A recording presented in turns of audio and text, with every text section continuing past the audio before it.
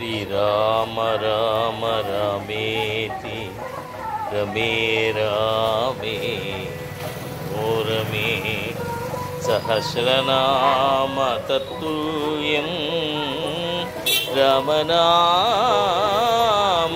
వరాననే రామనామ వరాననే. జై శ్రీరామ్. అందరికీ నమస్కారం. హిందూ బంధువులారా, ఈరోజు మనందరికీ సుదినం అని చెప్పచ్చు. ఎందుకంటే శ్రీరామ నవమి ఉత్సవాలు ప్రతి వీధిలోనూ, వాడవాడల, గ్రామ గ్రామాల, పల్లె పల్లెల్లో కూడా అంగరంగ వైభవంగా జరుపుకుంటున్నారు. ఈ సందర్భంగా గాంధీనగర్, దానవాయిపేట పార్కులో కూడా ఈరోజు ఎంతో అద్వితీయంగా ఒక మహోత్సవంలాగా ఇక్కడ శ్రీరామ నవమి ఉత్సవాల్ని చేయడం జరుగుతోంది. ఇటువంటి సందర్భంలో మనం కళ్యాణం జరిగే టైంలో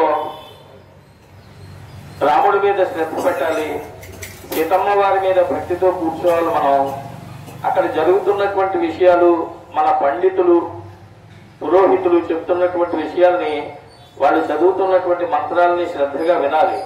ఎందుకంటే మనకి వినే ఊపిక చాలా చాలా చాలా చాలా తగ్గిపోతుంది. ఆ వినకపోవటం వల్లే పెద్దల మాట పిల్లలు వినకపోవటం, లేదా పిల్లలు చెప్పింది పెద్దలు వినకుండా చేదస్తంగా ఉండటం, ఇవన్నీ కూడా మనకి దుష్పరిణామాలు చోటు చేసుకునేటువంటి అవకాశాన్ని కలిగిస్తున్నాయి. అందుకని మనం వినటం నేర్చుకోవాలి. ఈ వినటం దగ్గర ఉన్నటువంటి సౌలభ్యం ఏంటంటే, మాట్లాడటం కొందరికే వచ్చు, కానీ మాట్లాడిన దాన్ని ఆచరించేటువంటి విషయంలో చాలా కష్టతరంగా మనం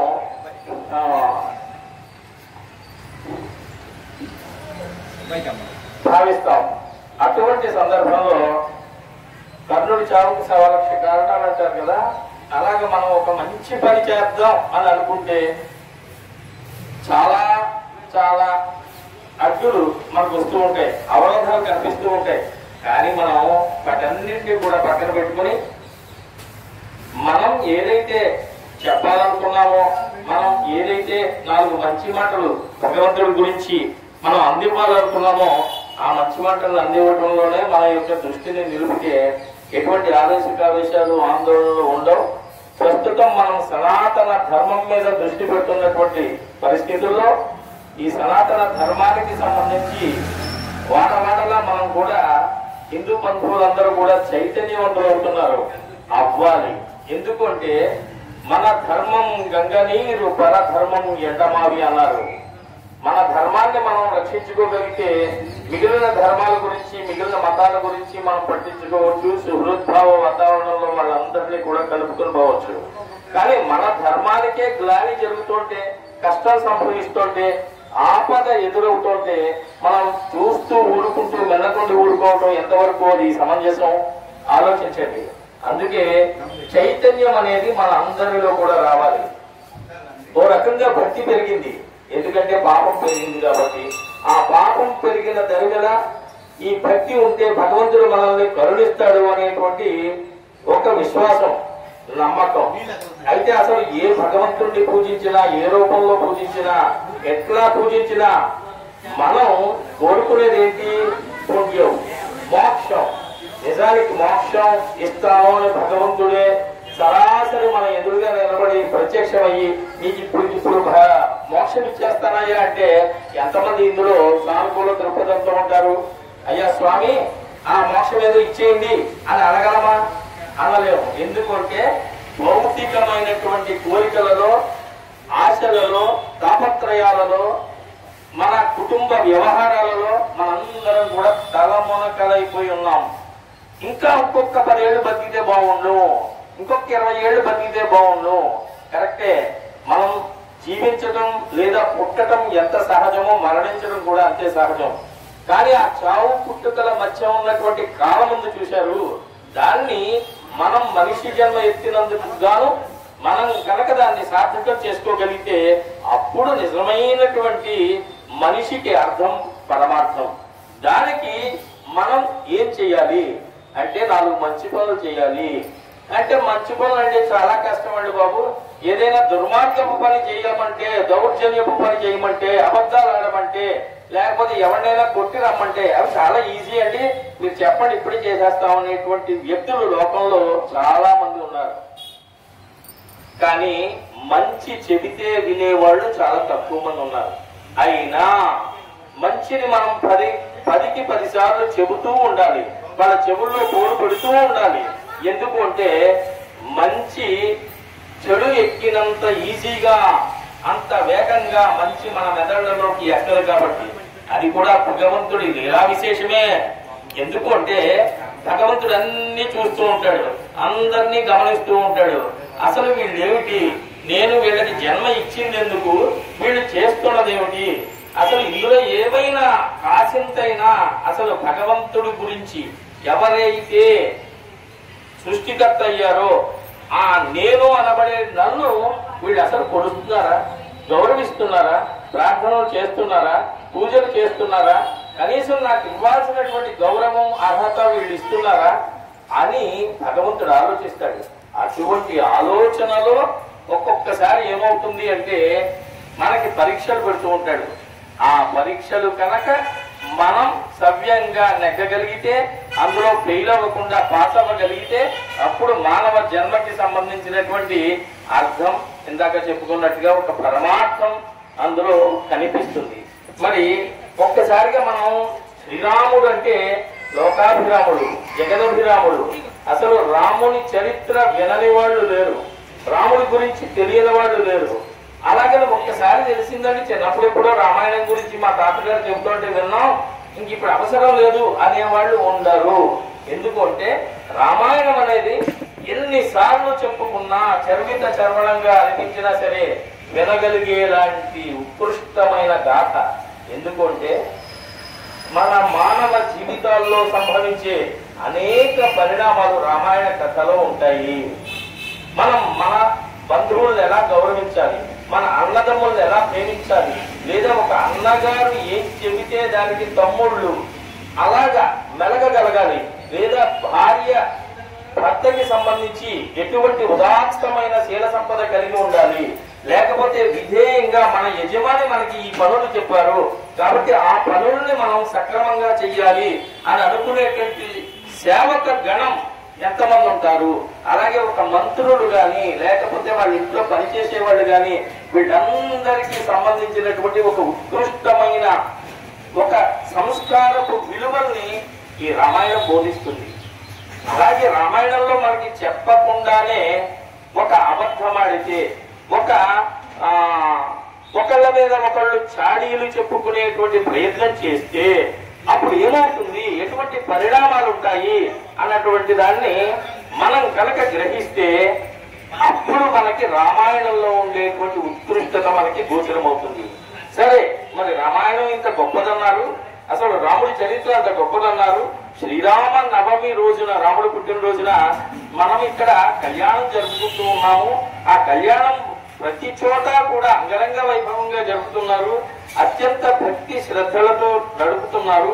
ఇటువంటి రాముడికి సంబంధించినటువంటి చరిత్ర ఏంటి అని ఒక్కసారి గమనిస్తే, దాని చరిత్రని మనం గనక పాట రూపంలో ఒక్కసారి వినగలిగితే రామాయణానికి సంబంధించినటువంటి మొత్తం కథ అంతా అందులో వచ్చేస్తుంది. బ్రహ్మశ్రీ నూజెళ్ల లక్ష్మీ నరసింహం గారు అంటే మన అన్నగారు ఒక మంచి రాముల వారి మీద గీతంతో ఈ రామాయణ కథని చెప్పడం జరిగింది. అది ఒక్కసారి విందాం మనం. శ్రీరాముని కన్నా మించిన దైవం లేడు లేడు లేడు, గాలించిన కనరాడు, ఆ రాముని కొల్వని మంద భాగ్యుల బ్రతుకు చవిటి బీడు, అయ్యయ్యో పాడు పాడు పాడు, రాముని కన్నా మించిన దైవం లేడు లేడు లేడు, గాలించిన కనరాడు, ఆ రాముని రాముని కొల్వని మంద భాగ్యుల బ్రతుకు చెవిటి వీడు అయ్యయ్యో పాడు పాడు పాడు రాముని కన్నా మించిన దైవం లేడు లేడు లేడు పాదధూళితో రాతి బండనే నాటిగా చేశాడు పుణ్యరాశిగా చేశాడు వేద వేద్యుడము నీవని గౌతమ పిలుక నొందినాడు భగవా ఘనత నొందినాడు రాముని కన్నా మించిన దైవం లేడు లేడు లేడు ఇంకా ఏం చేశాడయ్యా అంటే 14,000 రక్కసి మూకను పండబెట్టినాడు ఒక్కని కొక్కడయినాడు పార్వతి వేషం మార్చిన గుట్టును బయట పెట్టినాడు విశ్వరూపం చూపాడు రాముని కన్నా మించిన దైవం లేడు లేడు లేడు గాలించిన కనరాడు ఆ రాముని కొల్వని మంద భాగ్యుల బ్రతుకు చవిటి వీడు అయ్యయ్యో పాడు పాడు పాడు ఇంకా ఏం చేశాడండి పక్షిరాజు త్యాగానికి మెచ్చి మోక్షమిచ్చినాడు లోక రక్షకుడైనాడు శబరికి దర్శనమిచ్చి ముక్తికి సాగనంపినాడు సంతసమును నింపినాడు రాముని కన్నా మించిన దైవం లేడు లేడు లేడు రావణుండు నిన్ను గుంపోవ రానున్నాడన్నాడు 3 రూపాలవమన్నాడు ఆ మాయ సీతనే రావణుండు కొని మసి అయిపోయాడు మరేమనుకున్నాడు రాముని కన్నా మించిన దైవం లేడు లేడు లేడు మాయలేడివై బొమ్మనగా మారీచుడు వణితాడు రామమయం జగమన్నాడు మాయలేడివై బొమ్మనగా మారీచుడు వణితాడు రామమయం జగమన్నాడు ఆ మోహన రాముని చేత చచ్చిన మోక్షం అన్నాడు అతడే రక్షకుడన్నాడు రాముని కన్నా మించిన దైవం లేడు లేడు లేడు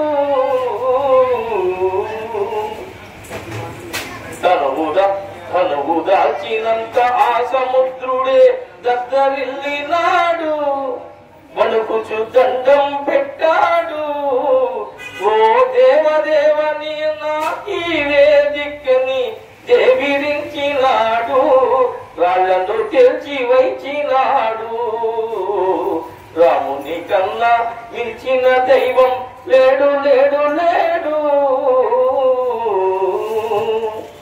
రోజుళ్ళ నరసింహుని ఇంట పూజలందువాడు అతని కన్నా పూజ్యుడెవడు లేడు నోరు విప్పి రామనామం పలికిన వాడు పాపి కాడు నరకం వైపు చూడబోడు రాముని కన్నా మించిన దైవం లేడు లేడు లేడు గాలించిన కనరాడు ఆ రాముని కొల్వని మంద భాగ్యుల బ్రతుకు చెవిటి వీడు అయ్యయ్యో పాడు పాడు పాడు రాముని కన్నా మించిన దైవం లేడు లేడు లేడు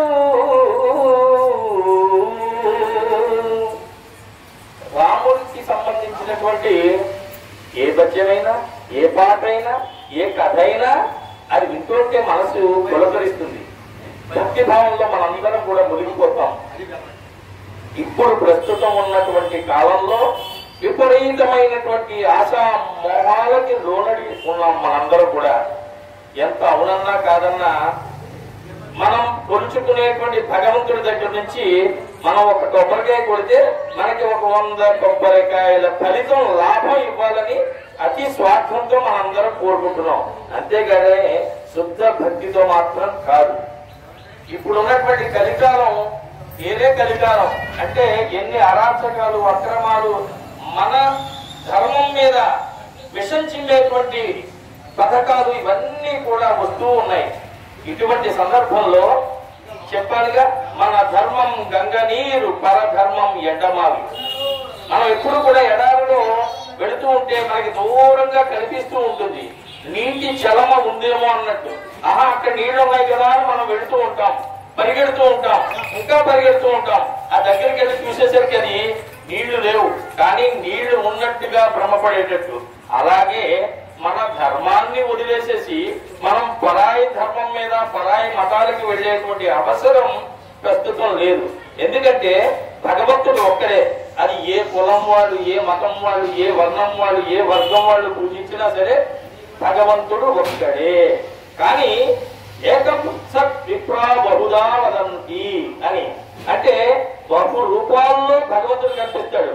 ఒకళ్ళకి సాయిబాబా ఇష్టం, ఒకళ్ళకి ఆంజనేయుడు ఇష్టం, ఒకళ్ళకి రామచంద్రమూర్తి ఇష్టం, ఒకళ్ళకి మరి శివుడు ఇష్టం, ఒకళ్ళకి కృష్ణుడు ఇష్టం. కానీ వీళ్ళందరూ కూడా ఒక్కటే రూపం. కానీ మనం మన శరీరంలో మన భాగాలు ఈ 5 వేళ్ళు ఉన్నాయి. ఈ 5 వేళ్ళు ఒకలా ఉన్నాయండి? లేవు. ఒకదానికి ఒకటి పొంతలు లేకుండా ఉన్నాయి. కానీ ఈ 5 వేళ్ళు కలిసి ఈ చెయ్యికి ఉంటేనే ఈ చేయతో మనం చేయగలిగే పనులన్నీ చేయగలం. అలాగే మనం రకరకాల మనుషులు ఉన్నారు, రకరకాల వర్ణాలు ఉన్నాయి, రకరకాల కులాలు ఉన్నాయి, రకరకాల ప్రాంతాల నుంచి వచ్చే వాళ్ళు ఉంటారు. కానీ అందరం కలిసి మెలిసి ఒక్కటిగా ఉంటేనే మన ధర్మాన్ని, మన సనాతన ధర్మాన్ని, హిందూ ధర్మాన్ని పరిరక్షించగలుగుతాము. కానీ ఇక్కడ ఏమవుతోంది, ఎవరైతే చెయ్యాలో అంటే ఒక సాధు సంతులనండి, లేకపోతే గొప్ప గొప్ప పీఠాలు, మఠాధిపతులు లేదా ఆశ్రమాలు నిర్మించుకున్న వాళ్ళందరూ కూడా ఆ ఆశ్రమం ఇంకా ఎత్తెదగాలి, ఇంకో 4 ఎకరాలు రావాలి, లేకపోతే ఇంకా ఏదో జరగాలి, ఇంకా ఆస్తులు కూడబెట్టాలని అనుకుంటున్నారు. కానీ ధర్మానికి జరుగుతున్నటువంటి అన్యాయాన్ని ఎదుర్కొనేటువంటి వ్యక్తులు కరువైపోయారు. అందుకే అది ఏదో సాధువుల్లోనో, సన్యాసుల్లోనో, మఠాధిపతుల్లోనో, పెద్ద పెద్ద వాళ్ళలోనో, రాజకీయ నాయకుల్లోనో రాకూడదు. ప్రతి వ్యక్తిలోనూ ఆ ధర్మబద్ధమైనటువంటి నిబద్ధత ఉండాలి. ధర్మాన్ని కాపాడితే ఆ ధర్మం మనల్ని రక్షిస్తుంది. ధర్మో రక్షతి రక్షిత అంటారు. దాన్నే మనం వృక్షో రక్షతి రక్షిత అంటాం. ఈ రోజు మనం ఉద్యానవనం అంటే మనం గాంధీనగర్ పార్క్ లో ఇక్కడ కూర్చున్నాం. లేదా రాముడికి సంబంధించినటువంటి శ్రీరామ నవమి వేడుకలను అంగరంగ వైభవంగా ఇక్కడ పురోహితులు చేస్తారు.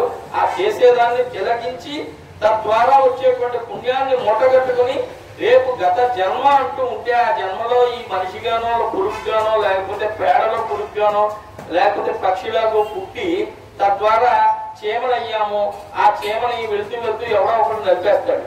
లేకపోతే ఇంకొక దోమ అయ్యాము, 2 చేతులు ఇలా కొట్టి అబ్బా దోమ పుడుతోంది రా అని దాన్ని చెప్పేస్తాం. అంటే అటువంటి జీవితాలు కాకుండా, తృణప్రాయంగా ఉండేటువంటి జీవితాలు కాకుండా మనిషి యొక్క జన్మం, మనిషి జన్మాన్ని మనం కనుక సార్థకం చేసుకోగలిగితే అప్పుడు మహానుభావులు అవుతాం. అయితే ఇప్పుడున్న పరిస్థితుల్లో ఏమండి, మనం గొప్పవాళ్ళు అవ్వాలి అంటే చాలా కష్టం అండి అంటారు. నిజమే. ఎందుకని? మనకున్నటువంటి కోపాలని, తాపాలని, అహంకారాన్ని, మనకున్నటువంటి లోపాలని మనం సరిదిద్దుకోలేని పరిస్థితుల్లో ఉన్నాం. ఈ రోజు మనం ఒక ఉద్యానవనంలో పొద్దున్నే ఇక్కడికి చాలా మంది వస్తూ ఉంటారు. కుర్రాళ్ల కన్నా ఒక 80 ఏళ్ళు 70 ఏళ్ళు అన్నవాళ్ళు వస్తున్నారు. అంటే ఒక 50 ఏళ్ళు దాటితేనే మన ఆయుర్దాయం అయిపోయి అక్కడి నుంచి భగవంతుడు ఇచ్చేదంతా బోనస్.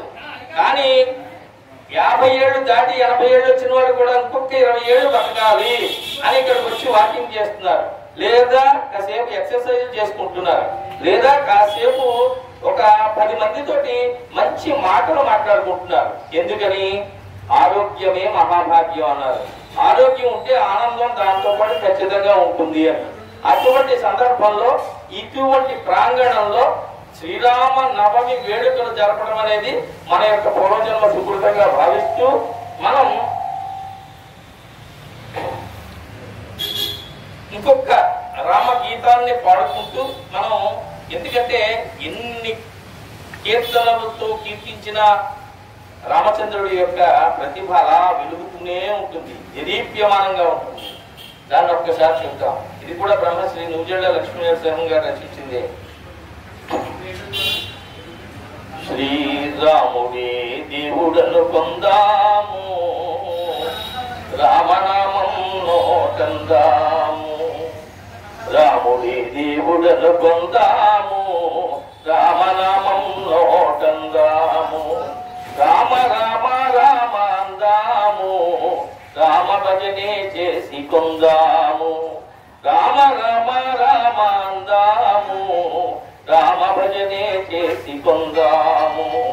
శ్రీరామ రామ జయ రామ, ఆనంద రామ శ్రీరామ. అయోధ్య రామ రఘురామ, కళ్యాణ రామ శ్రీరామ రామ. రాముడే దేవుడను కొందాము, రామనామం నోటందాము. రాముడే దేవుడను కొందాము, రామనామం నోటందాము. పట్టాభి రామ శ్రీరామ, పావన రామ జయ రామ. చారు సుందర రామ రామ, జై జగద్రక్షక రామ. ఆది పురుష రామ రామ, కోదండ రామ జయ రామ రామ. రాముడే దేవుడను కొందాము, రామనామం నోటందాము. రామ రామ రామ అందాము, రామ భజనే చేసి కొందాము. కౌసల్య గర్భాన పుట్టి, ఆమె కష్టములన్నీ పోగొట్టి, తన అందాల మోము చూపెట్టి, ఆమె గంధము సంతోష పెట్టి, కన్న తండ్రి పుణ్యం పండబెట్టి, పున్నామనరకమ్మునే దాటబెట్టి, ఇద్దరు సవతి తల్లుల్ని చూపెట్టి, ఎంత చక్కగా దండాలు పెట్టి, కోటి సద్గుణములు గూడు గట్టినట్టి, రాముడి అవతారం చూచి తీరవలెను. రాముడే దేవుడను కొందాము, రామనామం నోటందాము. మౌని యాగమ్ముటల పెట్టి, వేద మంత్రాలు చదువుచున్నట్టి, వేడ చక్కగా తాము పసిగట్టి, మారీచుడాసు బాబుని వెంటబెట్టి, వచ్చి హోమగుండం వాక్కునట్టి, దుష్ట దైత్యులంబరి మార్చునట్టి, శక్తి తమకింత లేకపోబట్టి, మౌని దశరథుని ముందడుగు పెట్టి, రాజ అందాలని ముత్తు పట్టి, రాముణ్ణి నా రెండు చేతుల్లో పెట్టి, యాగమ్ము రక్షింపజేసివాగట్టి, పుణ్యము నీకుండు తెలియమన్నట్టి, ఆ మునికి దండం పెట్టి ముందే కూచున్నట్టి, ఆ మౌని అడుగులో అడుగెట్టి చనినట్టి, రాముడే దేవుడను కొందాము, రామనామం నోటందాము. రామ రామ రామ అందాము, రామ భజనే చేసి కొందాము. ఇలాగ మనము పల్లెటూళ్ళలో చూస్తే, ఓ రకంగా చెప్పాలంటే పల్లెటూళ్ళ కన్నా ఈరోజు పట్టణవాసాల్లోనే మనకి శక్తి పెరిగింది అని చెప్పచ్చు. ఎందుకంటే మనం వారానికి 7 రోజులైతే దగ్గర దగ్గర 6 రోజుల పాటు మనం మన తాపత్రయాల్లో, మన ప్రయాసలతో, మన ఉద్యోగ ధర్మాలతో మనం కొట్టుకుని పోతున్నాం. ఆ ఆశల నిరాశల జీవితంలో కొట్టుకుపోతున్నటువంటి మనం ఒక్క రోజైనా ఏదో మంచి పనిలో మనం పార్టిసిపేట్ చేయాలి, ఏదో ధర్మానికి మనం సేవ చేయాలి, ఏదో పుణ్యం వచ్చేటువంటి, మనకి పనికొచ్చేటువంటి లేదా ఆత్మ ఆనందాన్ని ఇచ్చేటువంటి ఒక పుణ్య కార్యాన్ని చేయాలి అనేటువంటి తలంపు ఈరోజు పట్టణాల్లో నివసించేటువంటి వ్యక్తుల్లో చాలా ఎక్కువగా ఉంది. కానీ మనకి కావాల్సింది ఏంటంటే, మన ధర్మాన్ని మనం ఎవరైనా కనుక దూషిస్తే లేదా దానికి అన్యాయం చెయ్యాలని తలపెడితే నోరు మూసుకుని కూర్చోకుండా అక్కడ ధర్మ ఆగ్రహాన్ని ప్రదర్శించాలి. మనం చూస్తున్నాం, మన ధర్మం కాని వాళ్ళు వాళ్ళ ధర్మాన్ని నిర్వర్తించుకోవచ్చు, లేదా ఎవరి ధర్మం వారలది, ఇంచుక తప్పిన ద్రోహం అది. అది మనం మన ధర్మాన్ని మనం కాపాడుకోవాలి, రక్షించుకోవాలి. కానీ పరధర్మం మీద మనం నిందలు వేయటం లేదా దూషించటం, మన రాముడిని, సీతని, లేకపోతే రామాయణ మహాభారత భాగవత కథల్ని ఎగతాళి చేయటం, వాటిని అందులో ఏదో తప్పు ఉందని వాళ్ళు చెబుతుంటే దానికి మనం నోరు మూసుకుని కూర్చోవటం అనేది అది మంచి పద్ధతి కాదు. ఎందుకంటే ఆగ్రహం అనేది ప్రతి మనిషికి ఉంటుంది. దేవుడు అనుకునేటువంటి రాముడికి కూడా ఆగ్రహం ఉంది. ఆ రాముడు కూడా ధర్మాగ్రహం ఉంది. వారి సుగ్రీవుడి దగ్గరకు వచ్చేసరికి వారి ఏం చేశాడు, అక్కడ సుగ్రీవుడికి అన్యాయం తలపెట్టాడు. మరి అటువంటి అన్యాయం తలపెట్టినటువంటి వ్యక్తిని మనం ఏం చెయ్యాలి? అలాగని ఎదురుగా వెళ్లి బాణం వేస్తే వారికి ఉన్నటువంటి ఒక గొప్ప అతనికి సదుపాయం ఏంటంటే, అతనికి ఇచ్చినటువంటి అభయం ఏంటంటే, భగవంతుడు నువ్వు నీ ఎదురుగా ఎవరైతే వస్తాడో వాడి యొక్క శక్తి నీలో కలిసిపోతుంది, వాడి శక్తిహీనుడు అవుతాడు అని. అటువంటిప్పుడు రాముడైనా ఒకటే, దేవుడైనా ఒకటే, వరం ఇచ్చేసారుగా. ఆ వరానికి సంబంధించి ఏం చేయాలని అనుకుని మరి రాముడంతటి గుణాభిరాముడు, తప్పులు లేవు, ఏమి దోషం అసలు రాముడిలో వెతుకుదామంటే ఎక్కడా కూడా ఒక కణం కూడా ఇంత కూడా కనిపించదు అనుకునేటువంటి వ్యక్తి దగ్గర నుంచి కూడా చెట్టు చాటున నుంచొని వారిని సంహరించడం జరిగింది, బాణం వేసి కొట్టేయడం జరిగింది.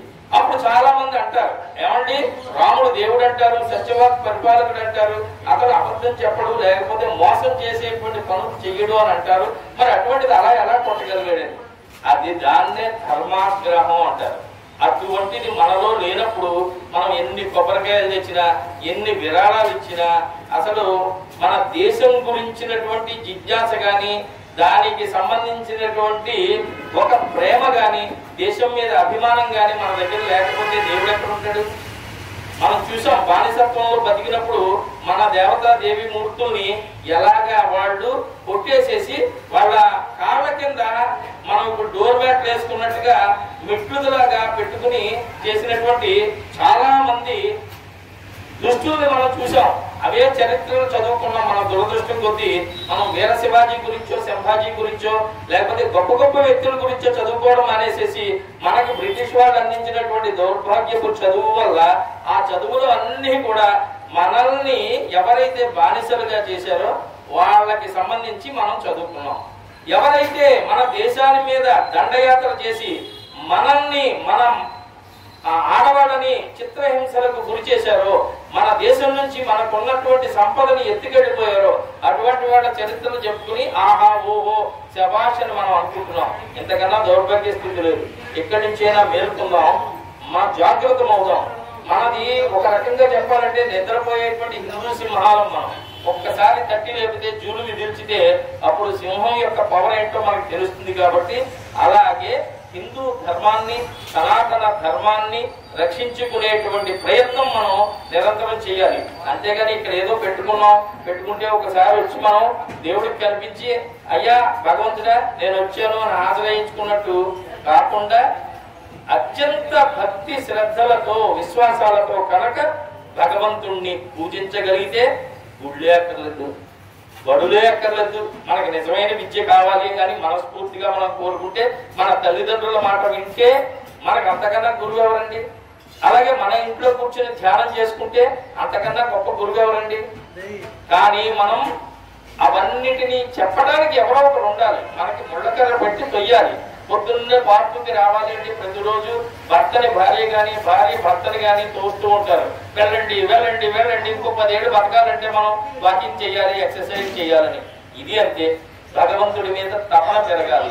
మనం దాన్ని హృదయపూర్వకంగా భగవంతుడిని ఎప్పుడైతే మనం ప్రార్థిస్తామో మన ప్రార్థనలు ఆ భగవంతుడు వింటాడు. ఏమంటే ఇన్ని కోట్ల మంది దేవతలు మనకుంటే ఇంకొకళ్ళు ఎవరినో ఎక్కడి నుంచో, పరాయి దేశం నుంచో, పరాయి ప్రాంతం నుంచో తెచ్చుకొని మనం పూజించాల్సినటువంటి అగత్యం మనకి లేదు. కానీ అది తెలియక ఆ అమాయకత్వంలో పడి కొందరు పరధర్మం మీదకి మొగ్గు చూపుతూ ఉంటారు. చెప్పారుగా, మన ధర్మం గంగనీరు. గంగనీరు ఎంత స్వచ్ఛంగా ఉంటుందో అలాగే పరధర్మం ఎండమారు. అక్కడ అక్కడ నీళ్లు ఉన్నట్టుంటాయి, కానీ అక్కడికి వెళ్ళేసరికి ఆ నీళ్లు కనిపించవు, ఎడారిలో ఉన్నట్టుగా. ఇది కూడా మన ధర్మాన్ని మనం కాపాడుకునే ప్రయత్నం చేద్దాం, మన ధర్మాన్ని మనం రక్షించుకునే ప్రయత్నం చేద్దాం. చివరిగా ఈ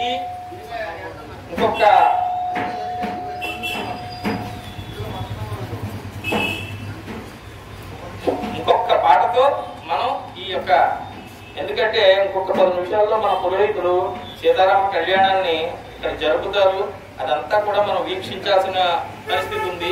ఈ రోజు బలవంతంగా అయినా సరే ఇక్కడ జనం ఎవరు లేకపోయినా లేదా వస్తూ ఉన్నా వాళ్ళందరికీ కూడా మన యొక్క రాముడికి సంబంధించినటువంటి గొప్పతనాన్ని వినిపించాలనే తాపత్రయంతో నేను ఈ 4 మాటలో 2 పాటలో పాడటం జరుగుతున్నాను. వెలిగించరా దీపము రాముని ఎదుట, వెలిగించరా దీపము రాముని ఎదుట, వెలిగించరా దీపము రాముని ఎదుట, వెలిగించరా దీపము కలికాల దోషాల గాఢంధకారము, కలికాల దోషాల గాఢంధకారము తొలగించి పుణ్యాల వెలుగుని విరజిమ్మ, వెలిగించరా దీపము రాముని ఎదుట, వెలిగించరా దీపము.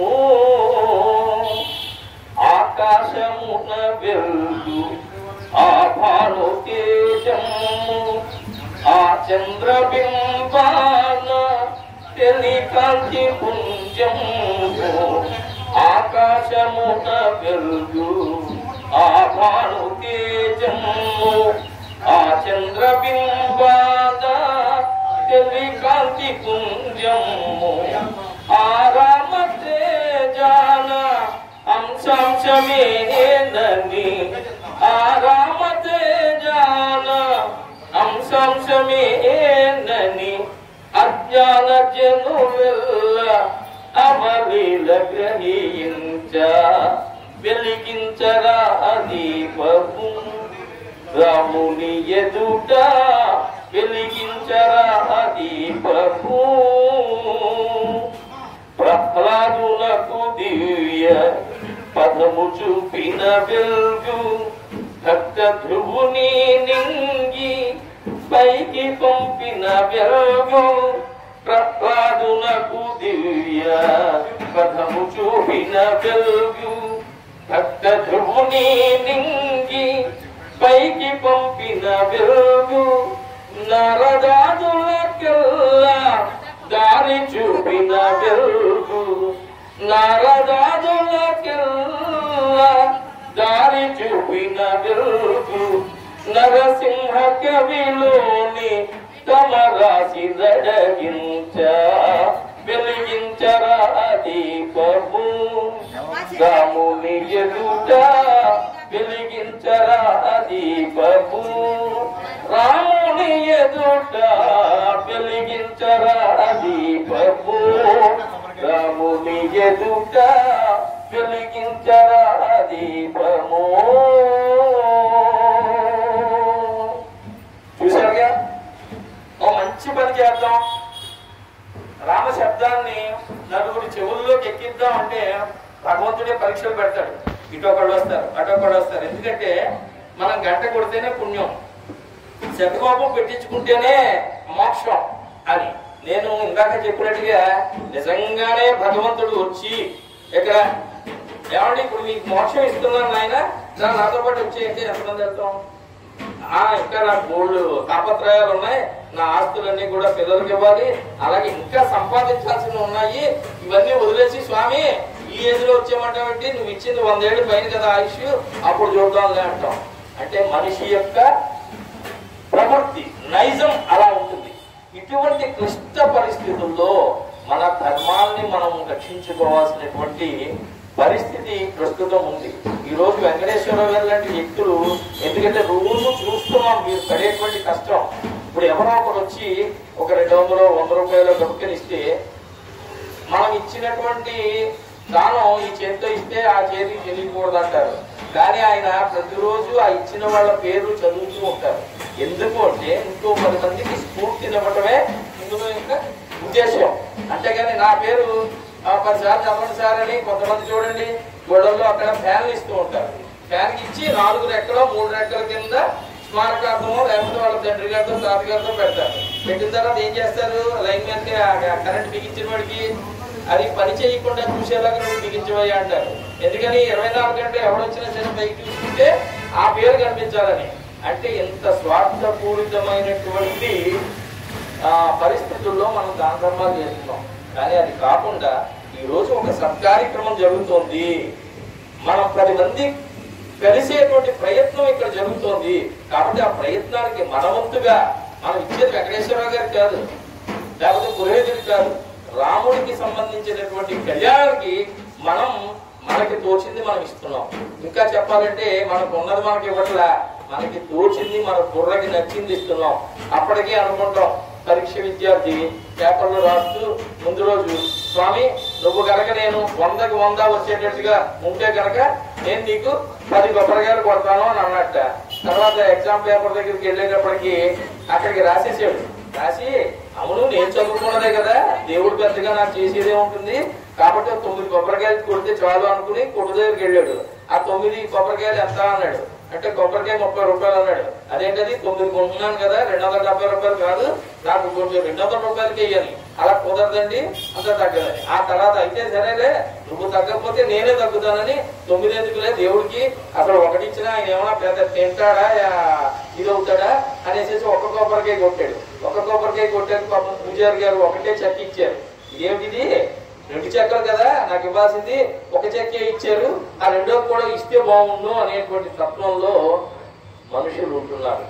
ఇంతలాంటి స్వార్థపూరితమైన ప్రపంచంలో మనం బతుకుతూ కూడా ఈ రోజు మనం ఇటువంటి కళ్యాణానికి ఒక గంటసేపైనా సత్కాక్షేపం చేద్దాం అనేటువంటి ఉద్దేశంతో ఇక్కడికి అందరూ రావడం జరిగింది. వచ్చిన వాళ్ళు ధన్యులు, రాని వాళ్ళు ఇంకా ధన్యులు, వద్దామనుకుని మానేసే వాళ్ళు ఇంకా ఇంకా ఇంకా ధన్యులు.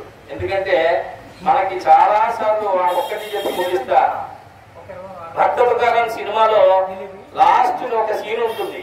ఏంటి అంటే అది ఎప్పుడూ మీరు చూడండి, భక్త తుకారాం సినిమాని మాత్రం అందరూ చూడాలి, చివరి సన్నివేశం చూడాలి. అంటే పుష్పక విమానం వచ్చేసింది, తుకారాం ఏమో వెళ్ళిపోతున్నాడు, ఊళ్ళో ఉన్నటువంటి జనం అందరూ కూడా కట్టకట్టుకుని పుష్పక విమానం దగ్గరికి వెళ్తున్నారు. వెళ్ళి ఆ తుకారాం గారికి పైనుంచి ఆకాశం నుంచి పుష్పక విమానం వచ్చింది చూద్దామని అందరూ వెళ్తుంటే వాళ్ళ భార్యకి లోపల ఎవరో వెళ్ళి విషయం చెప్పారు. చెప్పేటప్పటికి ఆవిడ అప్పటికే పాపం పరవాన్నం తయారు చేస్తోంది భర్తకి పిల్లలకి పెడదామని. కానీ ఈయన అక్కడికి వెళితే ఆవిడకి సాహిత్యం ఉండేది, కానీ ఈ పరవాన్నం మాడిపోతుందేమో, సగంలో ఆపేస్తే మళ్ళీ బాగోదేమో అనుకుని ఆ పరవాన్నం తయారు చేయడంలో ఉండిపోయింది. ఆవిడ స్వార్థం పిల్లలకి పెడదాం భర్తకి పెడదాం అనే పాపం. కానీ అక్కడ మోక్షం ఒక పక్కనే పుష్పక విమానానికి ఒక టైం ఉంటుందన్నమాట. ఆ టైంకి గబా గబా గబా వెళ్ళిపోతున్నారని చెప్పేటప్పటికి పరిగెత్తుకుంటూ వెళ్ళేటప్పుడు పుష్పక విమానం గాల్లో తీరిపోయింది. అంటే ఈ సన్నివేశాన్ని మనం కనుక చూస్తే సత్యసాయి బాబా వారు ఎన్నిసార్లు చూసినా, నేను ఆయన దగ్గర ఒక 6-7 సార్లు ఆయన ఈ వెంకటేశ్వర గారు కూర్చున్నట్టుగానే నేను ఆ కింద కూర్చున్నాను బాబా గారి దగ్గర. అంటే అదృష్టం అది. మళ్ళీ మనం వచ్చేసి ఈ కాల్పనిక జగత్తులో నా ఉద్యోగాలు నా బాధ్యతలు వీటిలో ఉంటున్నాం. కానీ నేను ఒక స్కూల్లో సత్యసాయి బాబా గారి స్కూల్లో పనిచేసినప్పుడు నేను ఆయన దగ్గరికి సంవత్సరంలో మేము 3-4 సార్లు టీచర్లు వెళ్ళేవాడు. వెళ్తే వాడు కాళ్ళ దగ్గర అక్కడే కూర్చునేవాడు. కూర్చుంటే ఇటువంటి విషయాలు చెప్పేవారు. అప్పుడు భక్త తుకారాం సినిమా ప్రతి అకేషన్ లోనూ అక్కడ వేసేవారు. వేసిన ప్రతిసారి స్వామి ఏడ్చేవారు. అంటే ఆ సన్నివేశానికి మోక్షం ఇస్తానరా బాబు అని భగవంతుడు అన్నా సరే మనం మోక్షం తీసుకునే స్థితిలో లేవు. వద్దు స్వామి, ఇప్పుడు మంచిగా పుట్టాం, రేపు పొద్దున్న ఏమిటి పందిగా పుడతాం, ఏంటి నష్టం నాకు ఎవరో తెలుసా, నేను పంది అయ్యానా, కుక్క అయ్యానా, చీమ అయ్యానా, నల్లు అయ్యానా, దోమ అయ్యానా అని అనేటువంటి తత్వంలో మనం ఉన్నాం. కానీ మనం మనిషిగా ఉన్నటువంటి ఈ కొద్ది సమయంలో అయినా మనం మంచి పనులు చేద్దాం, సత్కర్మలు చేద్దాం, ఇటువంటి ఉత్సవాల్లో పాల్గొనటం వల్లే మనకి మంచి అదే మనం కోరుకునేటువంటి పుణ్యం లేదా మన ఆత్మానందం ఆత్మ సంతృప్తి ఇవన్నీ చేకూరుతాయి. సర్వం శ్రీరామ రక్ష సర్వ జగత్ రక్ష. అందరూ ఒక్కసారి జై శ్రీరామ్.